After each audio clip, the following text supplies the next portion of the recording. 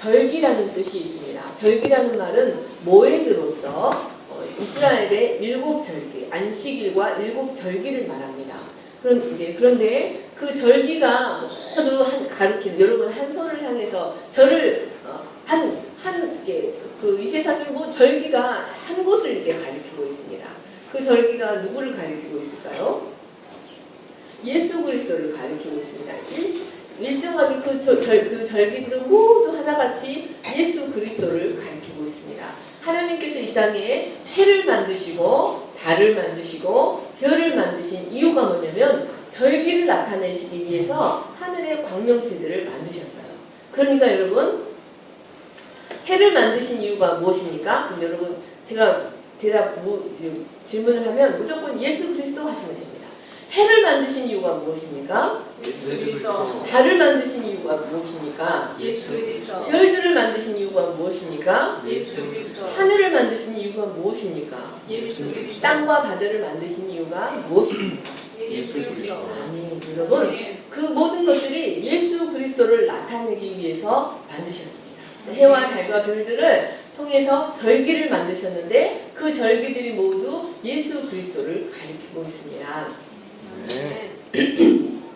여러분, 이제 제가 질문을 하시면 여러분은 교회라고만 대답하시면 됩니다.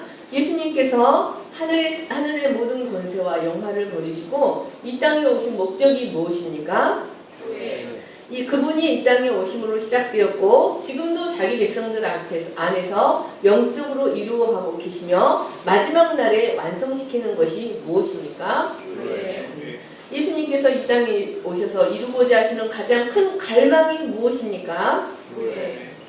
주님이 가장 사랑하시고 자신의 마음을 두시는 곳이 무엇입니까? 아멘. 바로 교회입니다.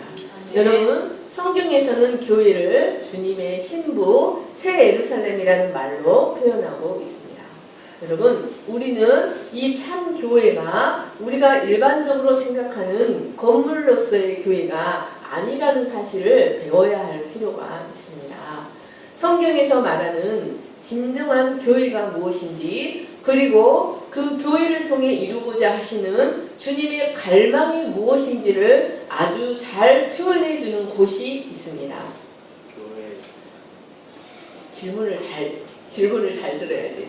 참 교회가 진정한 교회가 무엇인지, 그리고 그 교회를 통해 이루고자 하시는 주님의 갈망이 무엇인지를 성경의 어떤 지명 중에서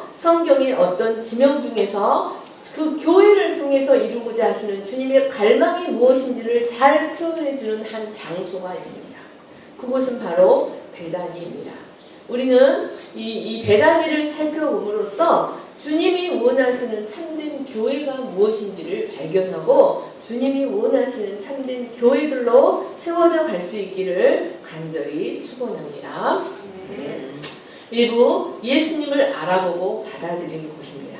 38절 말씀을 다시 한번 읽겠습니다. 시작. 그들이 길을 갈 때에 예수께서 한 마을에 들어가시매 마르다라 이름하는 한 여자가 자기 집으로 영접하더라. 여기 한 마을은 바로 베다니입니다. 베다니는 아람어로 베트 아냐로서 무화과의 집이라는 뜻으로 예루살렘 근교 감람산 동쪽 기슭에 자리 잡은 아주 작고 평화로운 마을입니다.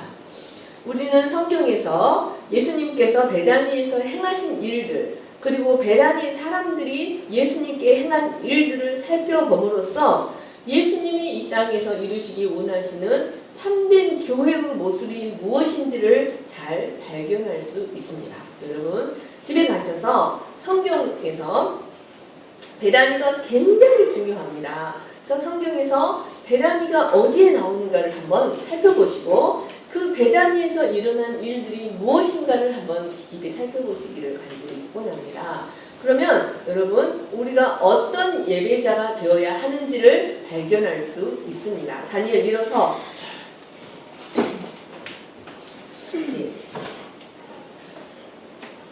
38절 말씀에는 베다니가 예수님께서 당신의 마음을 두시는 곳인 교회를 상징한다는 사실을 아주 알려주는 한 가지 중요한 사실을 발견할 수가 있습니다. 그것은 교회의 가장 첫 번째 조건, 교회의 가장 기본적인 조건이 무엇인지를 우리에게 말해줍니다. 그것은 바로 영접하더라입니다. 여러분, 이 말을 한번 깊이 생각해 보시기 바랍니다. 예수님을 자기 집으로 영접하는 것, 예수님을 자기 마음의 집으로 영접하는 것은 교회의 가장 기본적인 조건입니다. 교회의 가장 기본적인 요건입니다. 우리가 예수님을 주요 그리스도로 우리 마음의 집에 영접했다면 이제 우리는 이 세상에서 걸어다니는 교회가 되었다는 사실을 기억하시기 바랍니다. 여러분, 내가 바로 교회입니다. 아멘.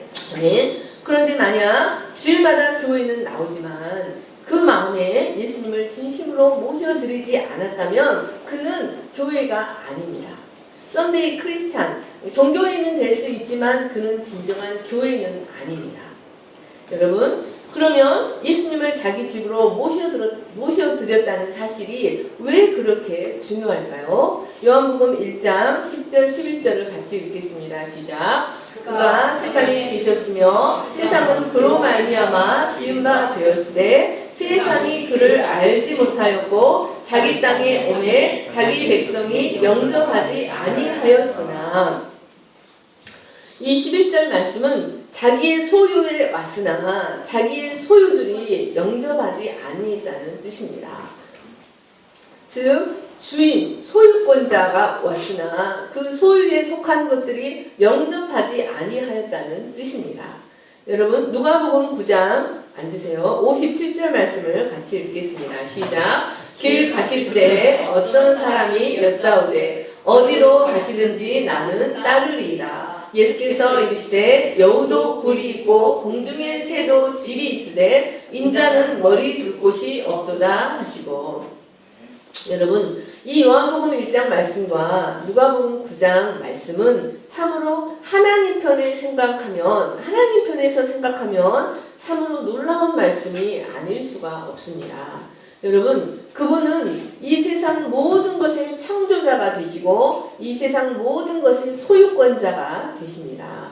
그분은 하늘과 땅의 주인이 되시고 그 안에 존재하는 모든 것에 대한 권리를 갖고 계시는 유일하신 분이십니다. 골로새서 1장 15절을 보십시오. 그는 보이지 아니하는 하나님의 형상이시요 모든 피조물보다 먼저 나심이시니 만물이 그에게서 창조되되 하늘과 땅에서 보이는 것들과 보이지 않는 것들과 혹은 왕권들이나 주권들이나 통치자들이나 권세들이나 만물이 다 그로 말미암고 그를 위하여 창조되었고 그가 만물보다 먼저 계시고 만물이 그 안에 함께 섰느니라. 온 우주는 그분을 위해서 만들어졌습니다. 그분을 통해서 만들어졌습니다. 그분으로 인하여 존재하고 있습니다. 그런데 이렇게 놀라우신 분이 자기가 만드신 그 소유권에 자기 땅에 오셨지만 그분은 이 땅에서 작은 공간, 당신의 머리를 누이실 작은 공간 하나 얻지 못했다는 것입니다. 자기 소유주인 그 땅에 와서 그 땅 어디에서도 마음 편하게 환영받지 못하셨다는 말씀입니다. 이러한 상황에 대하여 예수님은 이 한 비유로 이러한 상황을 설명하셨습니다. 마가복음 12장 1절부터 8절까지 저와 여러분이 교독하겠습니다. 예수께서 비유로 그들에게 말씀하시되 한 사람이 포도원을 만들어 산 울타리로 두르고 즙 짜는 틀을 만들고 망대를 지어서 농부들에게 새로 주고 탁국에 갔더니 때가 되매 농부들에게 포도원 주실 얼마를 가져오고 한 종을 보내니 그들이 종을 잡아 심히 때리고 거저 보내었거늘 다시 다른 종을 보내니 그의 머리에 상처를 내고 능욕하였거늘 또 다른 종을 보내니 그들이 그를 죽이고 또 그 외 많은 종들도 더러는 때리고 더러는 죽인지라. 이제 한 사람이 남았으니 곧 그가 사랑하는 아내라 친구로 이를 보내며 내 아들은 중대하리라 하였더니 농부들이 서로 말하되 이는 상속자니 자 죽이자. 그러면 그 유산이 우리 것이 되리라 하고 이에 자가 주여 포도 밖에 내던졌습니다. 아멘. 사랑하는 여러분, 이 비유는 예수님께서 자기 땅에 오셨으나 자기 백성이 영접하지 아니하는 안타까운 상황에 대해 설명하기 위해 비유하신 말씀입니다. 우리는 이 비유를 생각할 때 이 농부들 미친 거 아니야? 바보 아니야? 말도 안 되는 사람들이라고 생각할 수 있습니다. 자기 것이 아닌데 당연히 주인이 종들을 보내면 종들에게 소출을 줘서 보내야 되는 것은 당연한 것 아니겠습니까? 그런데 여러분, 이 비유에서 나오는 악한 농부는 그 누구도 아닌 바로 우리 자신들을 가리키고 있습니다. 예수님은 이 땅에 물론 예수님께서 이 땅에 계셨을 때 사람들이 모두 환영하지 않은 것은 아니었습니다. 사람들은 대대적으로 예수님을 환영하였고 어디로 가시든지 예수님을 쫓아다니기로 하였습니다. 그러나 그것은 어디까지나 자신들의 이기적인 목적을 위해서였습니다. 물질적인 문제를 해결받거나 병고침을 받거나 또 이적을 체험하거나 정치적인 구원자로 기대하면서 예수님을 환영하고 따라다녔던 것이지 진실한 마음으로 그분을 구주로 영접해서 사랑해서 따른 것은 아니었습니다. 이러한 사실들은 십자가 사건 앞에서 증명이 되었습니다. 예수님께서 에루살렘에 입성하실 때 명절에 예배하러 올라온 심히 많은 무리가 예수님을 환영할 때 성이 떠나갈 듯 하였습니다. 요한복음 12장 12절을 보십시오. 종려나무 가지를 가지고 마주로 나가 외치되 호산나 찬송하리로다 주의 이름으로 오시는 이 곧 이스라엘의 왕이야. 19절 말씀을 보시면 바리새인들이 서로 말하되 볼지어다 너희 하는 일이 쓸데없다 온 세상이 그를 따르는도다. 그런데 이렇게 온 성이 떠나갈 듯 환호했던 이 사람들은 바로 며칠 뒤에 일주일도 지나지 않은 바로 며칠 뒤에 그 예수님을 십자가에 못 박아 죽이라고 외치는 무리로 돌변하고 말았습니다. 여러분 요한복음을 읽어보시면 예수님은 사람의 속에 있는 것이 무엇인지 아셨기 때문에 사람 속에 있는 것이 무엇인지를 아셨기 때문에 그 누구에게도 자신을 의탁하지 아니하셨다. 많은 사람들이 예수님을 환영했지만 그 속에 있는 것이 무엇인지 아셨기 때문에 자신을 의탁하지 않으셨다고 하셨습니다. 그래서 예수님은 많은 사람들이 그를 대대적으로 환영했고 많은 사람들이 그를 따랐지만 사실 예수님은 그 마음 편하게 자신의 머리 누이꽃 하나를 얻지 못했습니다. 그런데 이런 세상에서 유일하게 그분이 위로를 받는 곳이 있었습니다. 이런 세상에서 예수님이 정말 마음과 영과 육이 온전히 쉼과 만족을 얻으시는 장소가 있었습니다. 그래서 그곳에 자주 들러서 쉼과 만족을 얻고 가셨습니다. 그리고 그곳에서 가장 큰 이적을 행하셨습니다. 여러분 예수님이 행하신 이적 중에 가장 큰 이적이 무엇이었습니까? 잠든? 예수님이 행하신 이적 중에 가장 큰 이적이 무엇입니까? 오병이어도 크지요. 예수님이 그리스도라는 사실이 드러나는 가장 큰 이적, 그것 때문에 이제 결과적으로 예수님이 죽게 됩니다. 베다니에서 그 이적을 행하셨습니다. 세집사님 뭐라고요? 그렇습니다. 죽은 지 나흘 만에 썩어서 냄새나는 나사로를 다시 살리셨습니다. 가장 큰 이적을 바로 베다니에서 행하셨습니다. 그리고 예수님이 승천하신 장소가 바로 베다니입니다. 예수님은 바로 이 베다니는 바로 교회를 상징합니다. 예수님이 그 집에 자주 들러 만족을 얻고 가셨는데 그 집이 바로 베다니에 있는 마르다의 집입니다. 그곳에서 예수님은 기쁘게 영접을 받으셨고 당신의 육체와 마음이 만족을 얻으셨습니다. 우리는 이 마르다의 집을 통해서 교회의 참된 모습이 무엇인지를 발견할 수가 있습니다. 사랑하는 여러분, 이 땅의 교회는 그분을 거절하는 이 세상에서 유일하게 그분을 영접하는 곳입니다. 그분을 받아들이는 곳입니다. 그리고 그분의 소유권을 인정해 드리는 곳입니다. 그분의 통치권을 인정해 드리는 곳입니다. 예수님은 그곳에서 유일하게 그 마음이 만족을 얻으십니다. 이런 교회의 첫 번째 특징은 그분을 자기 집으로 영접하는 것입니다.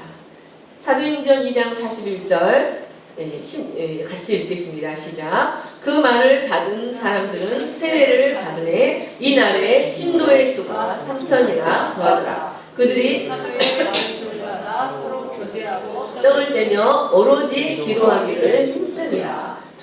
사도행전 16장 14절입니다. 시작. 두아니라 시에 있는 자색 옥황 장사로서 하나님을 섬기는 루디아라 하는 한 여자가 말을 듣고 있을 때 주께서 그 마음을 열어 바울의 말을 따르게 하신지라. 그와 그 집이 다 세례를 받고 우리에게 청하여 이르되 만일 나를 주 믿는 자로 알거든 내 집에 들어와 유하라 하고 강권하여 머물게 하니라. 아멘.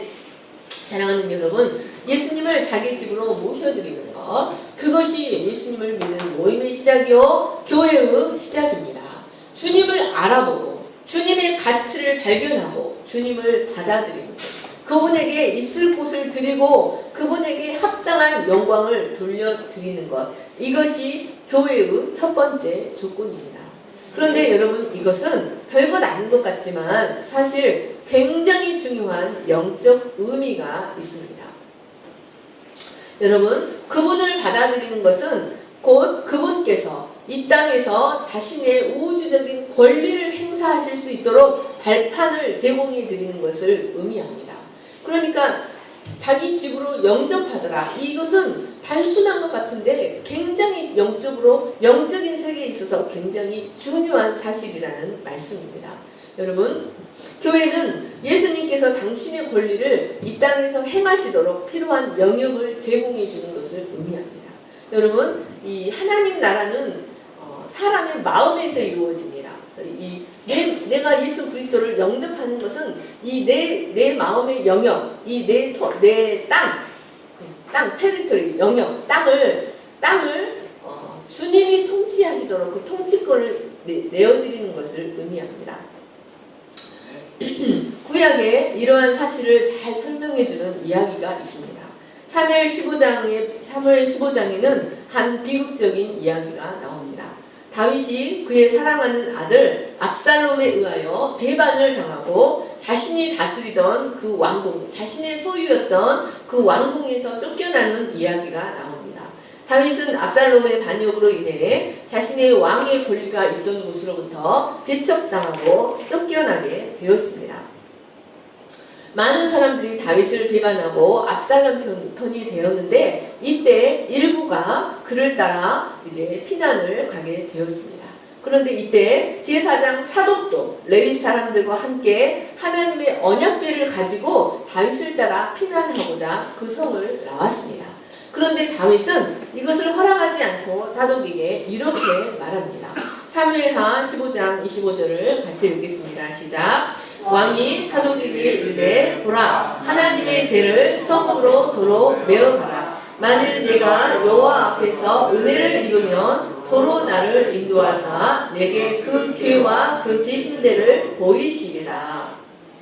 아멘. 비반의 땅, 반역의 땅에 남겨진 사독과 레위 사람들과 하나님의 궤는 바로 오늘날 교회를 상징합니다. 다윗은 이들을 자신의 소유였던 곳, 자신이 왕의 권리를 행사했던 그곳에 그대로 남겨두었습니다.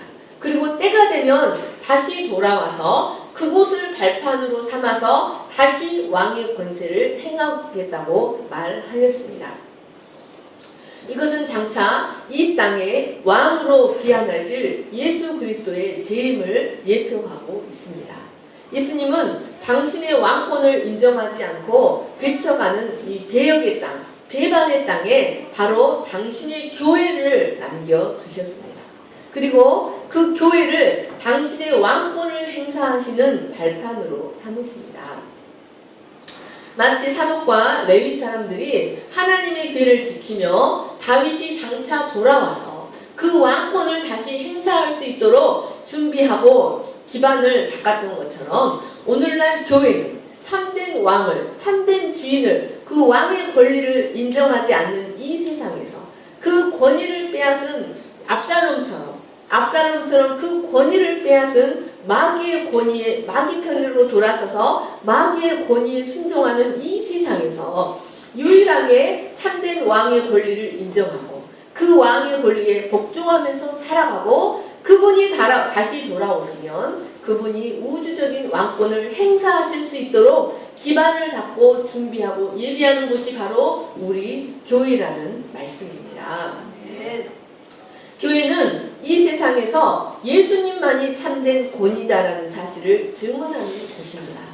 마귀는 반역자요, 그 하나님의 권위를 강탈한 자라는 사실을 증언하는 장소가 바로 교회입니다. 이런 교회는 이 반역의 땅에서 그분이 왕권을 행하시는 유일한 땅이 됩니다. 그래서 그 권위를 빼앗은 마귀는 할 수만 있으면 이 교회를 무너뜨리려고 합니다. 그래서 이 마귀가 가장 하는 작업 중에 하나가 뭐냐면 진정한 신앙이 되지 않고 종교가 되게 하는 것입니다. 신앙은 뭐냐면 왕권을 내어드리는 것입니다. 왕권을 드리는 것이고 왕권을 인정하는 것이고 그 권위에 복종하는 것입니다. 종교는 그 하나님은 나의 액세서리에 불과합니다. 이 신앙, 마귀가 하는 것은 이 신앙을 종교가 되어버리게 합니다. 그러므로 여러분, 우리가 교회를 다닌다 할지라도 이 마음의 집으로 영접하여서 그분의 권위에 복종하고 이곳에 진정한 하나님의 통치가 내 삶에 이루어지도록 내어드리지 않는다면 그는 마귀의 권위에 복종하는 자요, 그는 진정한 교회라고 할 수가 없습니다. 마귀는 그래서 할 수만 있으면 자신의 권위에 복종하지 않고 자신과 적대적 상태에 있는 교회를 무너뜨리려고 합니다. 그것을 무너뜨리지 않으면 마침내 자신의 왕국이 멸망당하기 때문입니다. 사랑하는 여러분, 이 땅에 교회가 존재하는 이유가 바로 그것입니다. 반역의 땅에서 유일하게 주님의 통치권을 인정해드리고 주님의 권리를 행사하시도록 우리의 삶을 내어드리는 것, 그것이 바로 교회입니다. 아멘. 사랑하는 여러분, 우리가 주님을 우리 마음의 집으로 영접하고 받아들이는 것은 바로 이 통치권을 행사하실 수 있도록 발판을 제공하는 것이 됩니다. 그리고 그 권위를 인정해드리는 것이 됩니다. 아멘. 2부, 그분의 마음이 만족을 얻는 곳입니다. 39절 말씀을 같이 읽겠습니다. 시작. 그에게 마리아라 하는 동생이 있어 주의 발치에 앉아 그의 말씀을 듣더니, 이 말씀을 원어 그대로 살펴본다면 이 말씀은 미완료 시대로 사용되어서 마리아가 주님의 발치에 앉아서 그의 말씀을 계속해서 듣더라. 떠날 줄 모르고 계속해서 듣더라는 뜻입니다. 그런데 이런 마리아의 모습이 그만 마르다를 화나게 하였습니다. 40절 말씀을 같이 읽겠습니다. 시작. 마르다는 준비하는 일이 많아 마음이 분주한지라 예수께 나아가 이르되 주여 내 동생이 나 혼자 일하게 두는 것을 생각하지 아니하시나이까 그를 명하사 나를 도와주라 하소서. 이 말씀이 원어 성경에는 더 강하게 나와 있는데 마르다가 예수님께 다가가서 따지듯이 말했다고 되어 있습니다. 그러니까 마리아가 자신을 도와주지 않고 주님 발 앞에 앉아서 계속 말씀을 듣고 있는 것은 예수님이 그렇게 하도록 내버려 두었기 때문이라는 말씀입니다. 마리아는 준비하는 일이 너무 많아 마음이 분주하였습니다. 이 말씀이 원어 성경에는 정신없이 갈피를 잡지 못하고 압박을 받고 있다는 말씀입니다. 그래서 마르다는 준비하는 일이 너무 많아 참다 폭발을 하였습니다. 그리고 예수님께 이 상황을 바로잡아 달라고 따지듯이 요구하였습니다. 그런데 이런 마르다에게 예수님은 이렇게 말씀하셨습니다. 41절, 42절을 같이 읽겠습니다. 시작. 주께서 대답하여 이르시되 마르다야 마르다야 내가 많은 일로 염려하고 근심하나 몇 가지만 하든지 혹은 한 가지만이라도 족하니라. 마리아는 이 좋은 편을 택하였으니 빼앗기지 아니하리라 하시니라. 네. 마르다는 주님을 위해서 너무 많은 일을 계획하고 염려하고 근심하였습니다. 그러나 예수님은 마르다에게 자신에게 가장 좋은 편을 위해서, 마르다 자신을 위해 가장 좋은 편을 위해서 너무 많은 일을 하지 말고 조정하라고 말씀하고 계십니다. 이 말씀은 예수님과 제자들을 음식으로 섬기는 일이 필요하지 않다, 극진히 섬길 필요가 없다는 것을 가리키는 말씀이 아닙니다. 이 말씀은 그런 것에 대한 관심은 합당한 만큼만 가지라는 말씀입니다. 육을 위한 관심은 합당한 만큼만 가지고 가장 좋은 것을 위해서 선택하라는 말씀입니다. 여러분, 이 말씀은 예수님이 우리에게 가장 바라시는 것이 무엇인가를 잘 가르쳐주고 있습니다. 예수님이 우리에게 가장 바라시는 것은 가장 바라시는 것, 그리고 베다니의 마르다의 집에서 예수님께서 가장 만족을 얻으시고 행복하셨던 이유가 있습니다. 이 말씀은 베다니의 가치, 예수님이 베다니를 가장 소중하게 여기시고 베다니를 축복하셨던 이유가 무엇인지를 가르쳐줍니다. 사랑하는 여러분, 하나님의 집, 교회에서는 많은 일들과 많은 행사가 주님의 마음을 만족시키는 것이 아닙니다. 여러분, 하나님의 집, 교회에서 주님의 마음을 만족시키는 단 한 가지는 주님이 누구신지를 아는 것입니다. 주님이 우리를 향하여, 주님이 나를 향하여 내가 어떤 분이라는 것을 우리 각자에게 알릴 기회를 내어드리는 것입니다. 주님이 나에게, 우리가 주님의 발치에 앉아서 나에게 말할 수 있는 기회를 드리는 것을 주님이 가장 원하십니다. 그리고 그것으로 인하여 만족을 얻으시고 행복해 하십니다. 네, 며칠 전에 우리 장로님이 집에 들어왔는데 제가 바빠가지고 위에서 바빠가지고 일을 하고 아무도 이렇게 오셨습니까? 반기지를 않았어요. 그랬더니 뭐라고 하시는데 이렇게 들어보니까 계속 말을 하는 거예요. 뭐라고 집에 와도 아무도 나를 반기는 사람이 없네. 그 말을 계속 하시는 거예요. 우리 세 집사님, 우리 조용호 집사님이 우리 세 집사님에게 가장 원하시는 것이 뭘까요? 옷도 빨아주고 밥도 만들어주고 청소도 해주고 아기도 낳아주고, 하지만 제일 원하는 것은 얼굴을 이렇게 바라보고 이야기해주는 것, 그분의 말을 들어주는 것, 그분의 마음이 어떻다는 것을 알아주는 것, 그것을 가장 원하지 않을까요? 사랑하는 여러분, 주님의 마음을 만족시키는 가장 좋은 것이 있습니다. 그것은 그분에게 당신 자신을 알릴 수 있는, 당신의 말을 할 수 있는 기회를 우리가 드리는 것입니다. 그것이 많은 음식보다 예수님의 마음을 더 만족시키는 일입니다. 그것은 예수님께 가장 좋은 자리를 드리는 것입니다. 그분의 발밑에 앉아서 그분에게 말씀하실 기회를 드리는 것이 많은 일보다도 주님의 마음을 더 만족하게 합니다. 마리아는 자신을 위해 이 가장 좋은 편을 택하였습니다. 사랑하는 여러분, 우리는 이 세상을 살면서 우리 인생의 많은 일들로 마음이 분주하여 어찌할 바를 알지 못하고 압박을 당할 때가 있습니다. 그런데 여러분, 이 많은 일들에 눌리지 않고 그 많은 일들을 제자리에 바르게 놓을 수 있도록 해주는 것이 뭐냐면 오직 한 가지, 주님의 입술에서 나오는 말씀을 계속해서 듣는 것입니다. 우리가 어디 있든지 간에 주님이 뭐라고 말씀하시는지 그 주님의 말씀에 귀를 기울이고 우리의 마음만은 주님의 발치에 앉아있는 것입니다. 이것이 바로 우리 인생을 위하여 가장 좋은 편을 택하는 것입니다. 이것이 바로 교회입니다. 여러분, 베다니는 바로 이런 예수님께 대한 경청이 있는 곳이었습니다. 마태복음 21장에 무화과 나무에 관한 이야기가 나옵니다.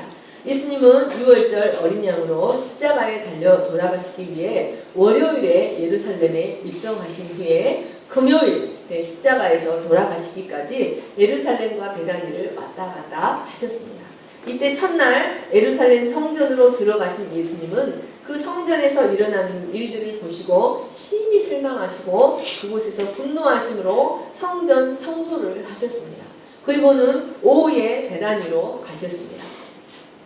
그 다음날 아침이 되어 예수님은 다시 에루살렘으로 들어오셨는데 시장 가셨던지 한 무화과 나무를 발견하고 열매를 찾을 수 있을까 하여 그 무화과 나무에게 다가가셨습니다.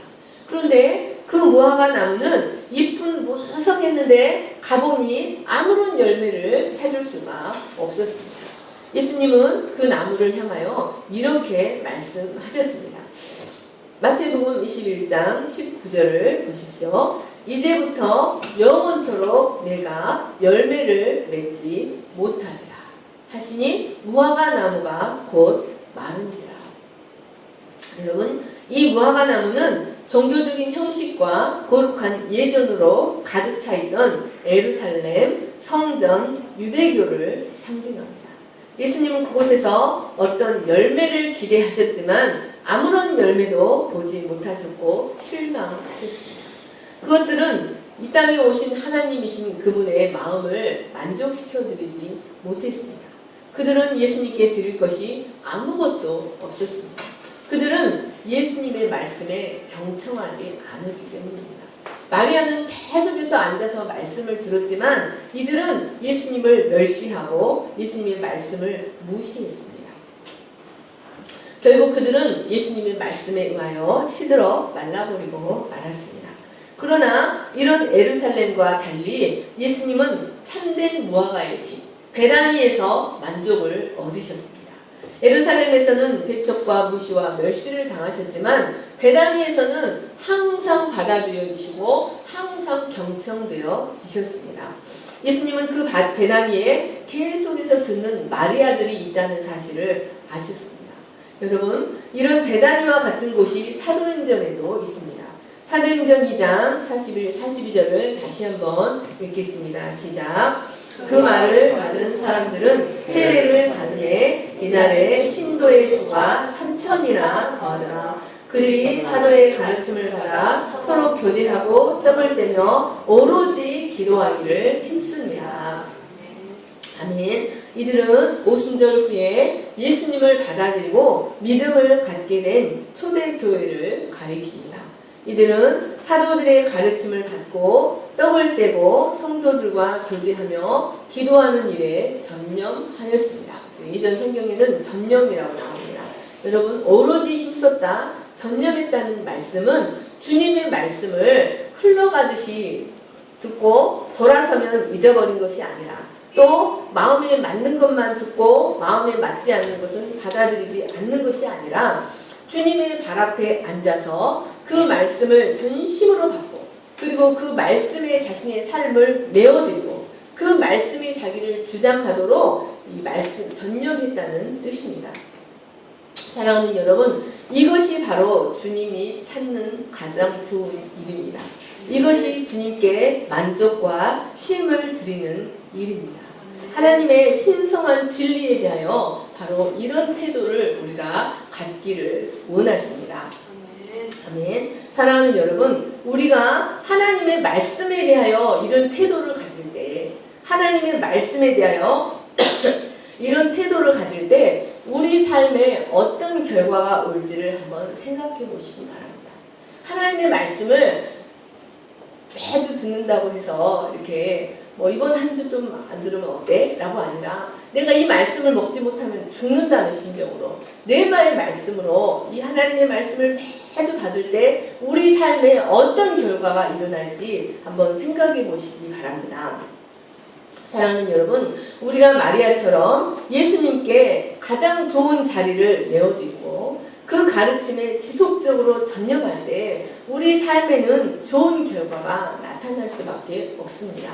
여러분, 하물며 악한 자라도 자신의 자식에게 좋은 것을 줄 줄 알거든 예수님의 발치에 앉아서 주님의 말씀을 계속해서 듣는 자들에게 좋은 것을 주시지 않으시겠습니까? 여러분, 부모는 자식에게 좋은 것을 줌으로써 만족을 얻습니다.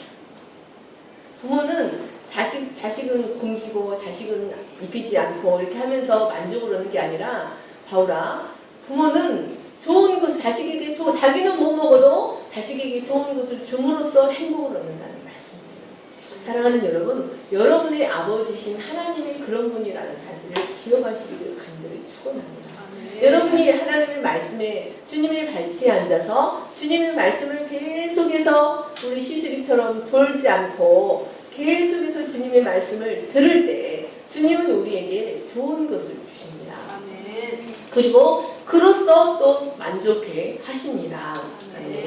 말씀을 정리하겠습니다. 사랑하는 여러분, 오늘날 우리 구주 예수 그리스도의 마음을 만족시키는 곳은 과연 어디일까요?